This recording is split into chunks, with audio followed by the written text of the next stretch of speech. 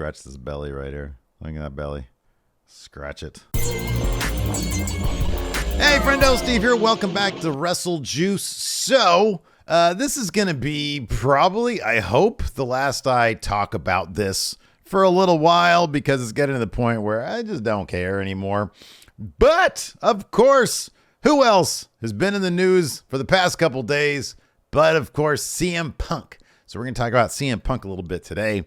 And I'm not going to go into like the who's right and who's wrong of all this kind of stuff. If you guys pay attention to my show over at Going in Raw, you probably have an idea as to how I feel about things. And I've had plenty of videos here at Wrestle Juice where I talk about all the Punk stuff as well. But the gist of this video today is how can AEW move on without CM Punk? Of course, way back after All Out, the big media scrum where he blasted the company, it seemed incredibly likely that CM Punk would not be coming back to AEW. Fast forward 9 months, and it kind of feels like Tony Khan was interested in bringing CM Punk back in coordination with this big TV deal he's got coming up, the new TV show, Collision, that was announced yesterday. And then seemingly over the past couple days, it's all fallen apart. CM Punk, according to PW Insider and corroborated by Wrestling Observer and Fightful, some pretty credible news outlets here in the wrestling world. Evidently, CM Punk wanted his friend Ace Steel to come back. If you guys remember, he was involved in the big backstage brawl there at All Out, allegedly threw a chair and bit a guy.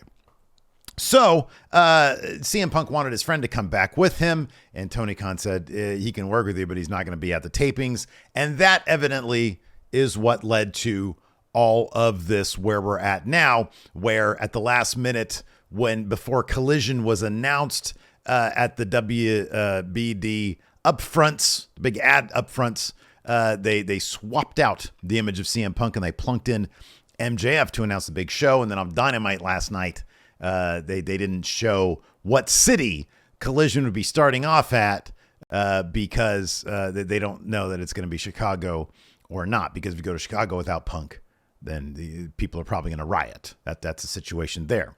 So it seems likely, or at least possible, I'm not going to say likely, I'm going to say possible, that AEW is simply going to have to bite the bullet and move on without CM Punk. This might upset some people at Warner Brothers Discovery who allegedly, or reportedly, I should say, are high on bringing CM Punk back. They want to make this happen. But if anybody's done any amount of due diligence over there at Warner Brothers Discovery, they know two things. Number one, CM Punk is old and his body just isn't what it used to be. And that's as evidenced from what happened last time he was in AEW. And B, number two, I should say, he sort of doesn't get along great with some of the people there at AEW. Or you can turn that around and say some of the people at AEW don't get along great with CM Punk. I'm not putting a right or a wrong here, but seemingly there are, issues there with everybody from Tony Khan all the way down to, I don't know, maybe some of the concession workers at the arenas. I don't know. Seems like there are people who sort of don't want to deal with him, and so they split the brands, and we're going to put him on a brand, and all the people that, you guys know the story. You would think that they would sort of understand before we give Tony Khan $1 billion, that $1 billion wasn't contingent on simply one man showing up on TV, because how long is that really going to last? He is kind of old. Even if he lasts a year somehow, some way, and everybody's happy and it's all hunky-dory, as they say, after that year or however long he lasts, he's going to be gone. You're going to have to move on without him eventually anyways. And so I'm here to help, because that's what I do here at Wrestle Juice. I like to think that I help. And so I've got 5 ways here that I've written down to move on without CM Punk, because it seems like AEW is going to have to do that at some point or another. And to give you an illustration, the other day, of course, I did a video where I split the rosters for Collision and Dynamite. And I think I did a pretty good job. Take a look at this. This is where I landed. So this is everybody here. Dynamite was over here. And then on over this side that I'm looking at over here, that's the Collision people. So here's the thing. If you take out CM Punk here, you still have a pretty deep roster. You got a lot of people there.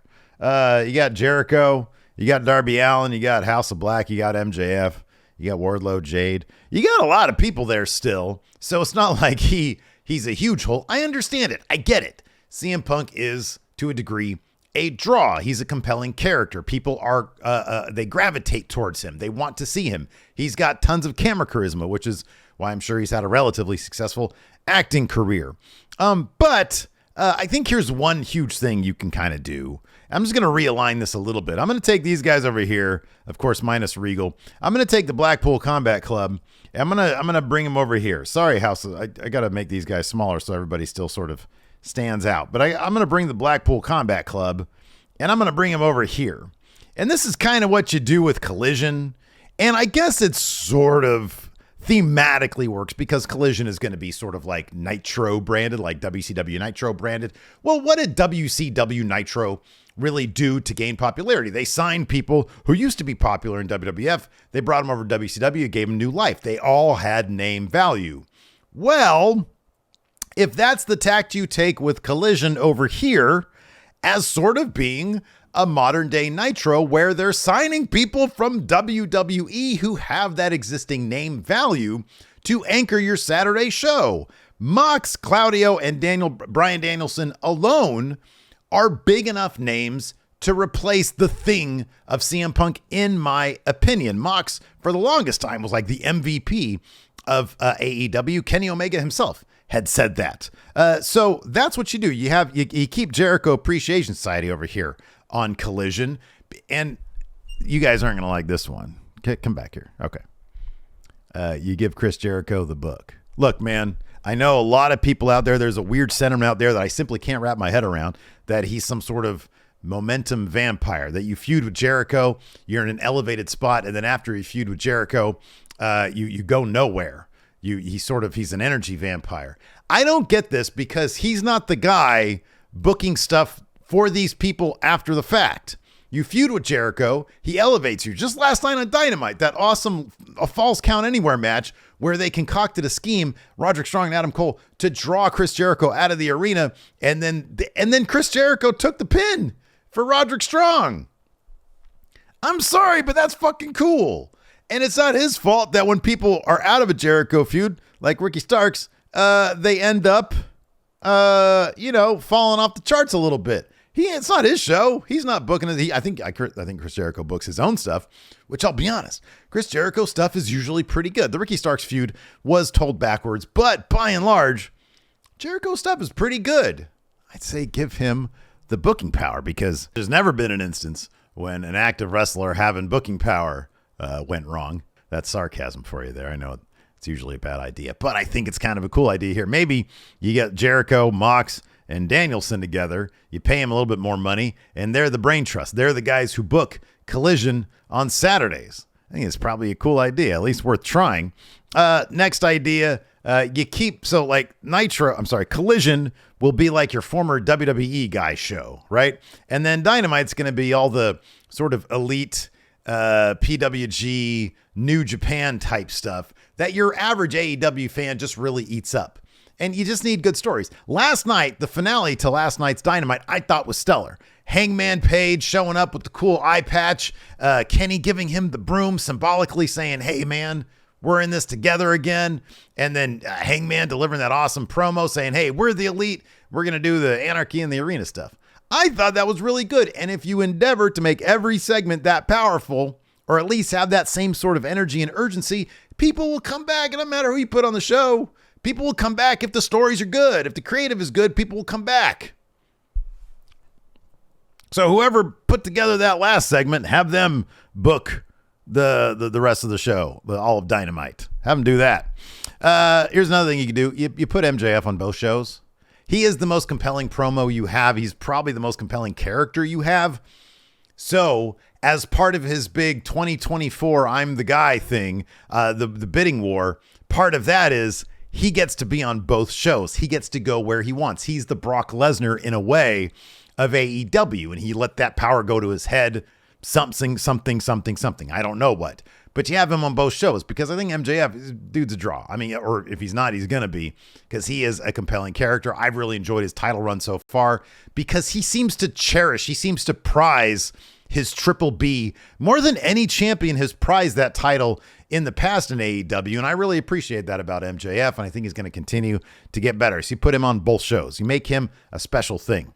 And then this last one, it's a no-brainer. They should be doing this anyways. You elevate the women, give them more time, and then you focus on your young stars, Hobbs, Swerve, Darby, Willow, Jamie Hayter, Jay White, Ricky Starks. You focus on building them up using the more established names, which every promotion should be trying to do anyways. But the bottom line is, a wrestling company is not one person. You cannot rely on one single person to elevate your wrestling company. It relies on everybody. If you look at the Attitude Era, yes, they had Austin, they had Rock, they had Undertaker, they had Mankind, they had Triple H, they had all those people, right? But it was everybody all at once doing the thing. When they lost Austin to injury during the height of their popularity, The Rock stepped up, Triple H stepped up, everybody else stepped up, and then you got this awesome Fatal 4-Way at WrestleMania 2000. That's more sarcasm there because that was actually kind of crappy. So there's my ideas. Look, man, the hard truth, here's a hard truth for you. They got to move on without Punk. Now, will they? Probably not. They'll probably get a deal done. They'll probably figure it all out, and everything will go back to normal, kind of. But I get the feeling it's just going to blow up in their faces anyways, because if you give a guy like that all the power, he's going to abuse it. It's time and time again. Hey, if you gave me all the power, I'd probably abuse it too. Anyways, go ahead and leave your typical comments in the comments below. Am I a piece of shit for criticizing CM Punk? Probably. Some of you guys think I am. Anyways, we'll check out this video over here. We'll talk to you later.